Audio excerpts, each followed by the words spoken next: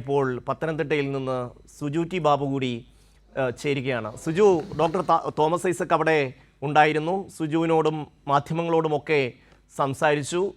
ഈ ഇഡിയുമായി കഴിഞ്ഞ ഏതാണ്ട് 5 വർഷക്കാലമായി നിരന്തരമായി ഏറ്റുമുട്ടിക്കൊണ്ടിരിക്കുന്ന ഒരു നേതാവാണ് ഡോക്ടർ തോമസ് ഐസക്. അദ്ദേഹം എപ്പോഴും രസകരമായി പറയുന്ന ഒരു കാര്യം, ഈ 1 ലക്ഷം കോടി രൂപയുടെ വികസന പദ്ധതികൾ കിഫ്ബി വഴി നടപ്പിലാക്കി. അപ്പോൾ ധനമന്ത്രിയുടെ അക്കൗണ്ടൊക്കെ ഒന്ന് തപ്പിയെടുത്താൽ എന്തെങ്കിലുമൊക്കെ കിട്ടും എന്ന പ്രതീക്ഷയിലാണ് ഇപ്പോൾ ഇഡി ഇവിടെയൊക്കെ ഇങ്ങനെ കറങ്ങി നടക്കുന്നത്. അതുകൊണ്ട് അദ്ദേഹത്തിന് കഴിഞ്ഞ നിയമസഭാ തെരഞ്ഞെടുപ്പ് അടക്കമുള്ള സമയങ്ങളിൽ ഇതുപോലെ കുറേ നോട്ടീസ് കൊടുത്തു.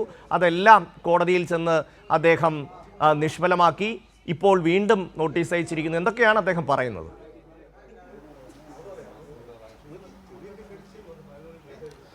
ഷമി, ഇപ്പോൾ സാലി പറഞ്ഞതിൻ്റെ തുടർച്ചയായി തന്നെയാണ്. കോടതി നേരത്തെ ചോദിച്ചിരുന്നു തോമസ് ഐസക്കിനെതിരെ എന്തിനാണ് അന്വേഷണം നടത്തുന്നത്.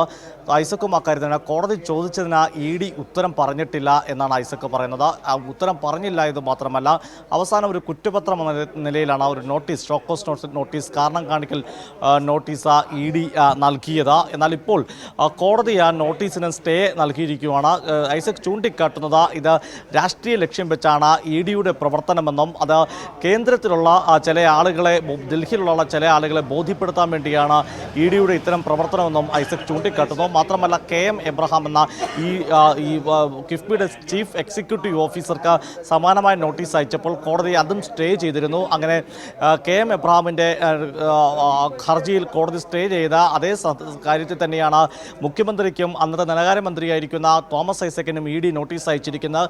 ഇപ്പോൾ സിംഗിൾ ബെഞ്ച് അത് സ്റ്റേ ചെയ്തിരിക്കുന്നു. വേണമെങ്കിൽ ഇഡിക്ക് ഡിവിഷൻ ബെഞ്ചിനെ മുമ്പിലേക്ക് പോകാം. എന്തായാലും തോമസ് ഐസക് തറപ്പിച്ച് പറയുകയാണ്, ഇഡി നോട്ടീസ് അയച്ചിരിക്കുന്ന കാര്യങ്ങൾ ഞങ്ങൾ 2 കൈയും ഉയർത്തി പറയും, ആ കാര്യങ്ങൾ ചെയ്തിട്ടുണ്ട്. കാരണം ഇഡി കുറ്റപത്രമായി ചൂണ്ടിക്കാട്ടുന്ന കാര്യത്തിൽ ലാൻഡ് അക്വിസിഷൻ അല്ലെങ്കിൽ ഭൂമി ഏറ്റെടുക്കൽ അത് റിസർവ് ബാങ്ക് അനുവദിച്ചിട്ടുള്ളതാണ്. റിസർവ് ബാങ്കാണ് അനുവദിക്കേണ്ടത്. അത്തരം ഒരു കാര്യം കിഫ്ബിക്ക് ചെയ്യാൻ പറ്റുമോ ഇല്ലയോ എന്ന് മസാല ബോണ്ട് ഉപയോഗിച്ചുകൊണ്ട്.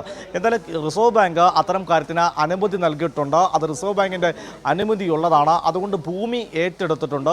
അതിനാൽ തന്നെ കിഫ്ബി ചൂണ്ടിക്കാട്ടിയ അല്ലെങ്കിൽ ഇഡി അയച്ച നോട്ടീസിലെ കുറ്റപത്രത്തിൽ പറയുന്ന ഭൂമി ഏറ്റെടുത്തു എന്ന് പറയുന്ന കുറ്റം ഞങ്ങൾ ചെയ്തിട്ടുണ്ട്, 2 കൈയും ഉയർത്തി അത് ഈ നാടിന്റെ വികസനത്തിന് വേണ്ടി തന്നെയാണ് കിഫ്ബിയുടെ പണം ഉപയോഗിച്ചിട്ടുള്ളത്. അതിന്റെ വലിയ മാറ്റങ്ങൾ സംസ്ഥാനത്തിന്റെ എല്ലാ ഭാഗങ്ങളിലും കഴിഞ്ഞ 10 വർഷം കൊണ്ട് കാണാൻ കഴിയുന്നുണ്ട്. ഈ വികസന നേട്ടങ്ങൾ കേന്ദ്രം ഭരിക്കുന്ന BJPക്ക് ഒട്ടുമേ അംഗീകരിക്കാൻ കഴിയുന്നില്ല എന്നുള്ളതാണ്. അങ്ങനെയെങ്കിൽ അതിനെ ഏതെങ്കിലുമൊക്കെ തരത്തിൽ ഇല്ലാതാക്കുക, അതിനെ തകർക്കുക എന്ന ലക്ഷ്യത്തിൻ്റെ അടിസ്ഥാനത്തിൽ കഴിഞ്ഞ ഏതാണ്ട് 5 വർഷത്തിലധികമായി ഇഡി എന്ന് പറയുന്ന എൻഫോഴ്സ്മെൻറ്റ് ഡയറക്ടറേറ്റ്, കേന്ദ്രം ഭരിക്കുന്ന ഒരു സംവിധാനം, അതിങ്ങനെ കേരളത്തിൽ കറങ്ങി നടക്കുകയാണ്. കേരളത്തിൻ്റെ മുഖ്യമന്ത്രിക്കും അതുപോലെ മുൻ ധനമന്ത്രിക്കും അടക്കം ഇവർ നിരന്തരമായി നോട്ടീസ് നൽകുന്നു. പക്ഷേ അവരുടെ വാദങ്ങളെല്ലാം അടിസ്ഥാനരഹിതമാണ്. കിഫ്ബി പ്രവർത്തിക്കുന്നത് റിസർവ് ബാങ്കിൻ്റെ കൃത്യമായ മാനദണ്ഡങ്ങളുടെ അടിസ്ഥാനത്തിലാണ്.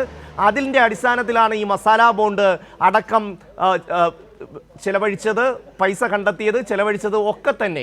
അതിലൊന്നും നിയമവിരുദ്ധമായി ഒന്നുമില്ല എന്നറിയാമായിരുന്നിട്ടും ഈ പഞ്ചായത്ത് തെരഞ്ഞെടുപ്പിൻ്റെ, തദ്ദേശ തെരഞ്ഞെടുപ്പിൻ്റെ സമയത്ത് വീണ്ടും അവർ നോട്ടീസുമായി ഇറങ്ങി. കഴിഞ്ഞ നിയമസഭാ തെരഞ്ഞെടുപ്പിൻ്റെ സമയത്തും സമാനമായ രീതിയിൽ തന്നെ രാഷ്ട്രീയ ലക്ഷ്യവുമായി ഇറങ്ങി. അതുമാത്രവുമല്ല, സംസ്ഥാനത്തിൻ്റെ കടമെടുപ്പ് പരിധി വെട്ടിക്കുറച്ചു എന്നുള്ള വാർത്തയാണ് ഇന്ന് വീണ്ടും വന്നിരിക്കുന്നത്. ഒരു ഭാഗത്ത് വികസന പ്രവർത്തനങ്ങൾ, കിഫ്ബി വഴിയുള്ള വികസന പ്രവർത്തനങ്ങളെ തടസ്സപ്പെടുത്തുന്നു. മറ്റൊരു ഭാഗത്ത് സംസ്ഥാനത്തിന് എടുക്കാൻ കഴിയുന്ന വായ്പ പോലും എടുക്കാൻ അനുവദിക്കാതെ അതിനെ തടസ്സപ്പെടുന്നു.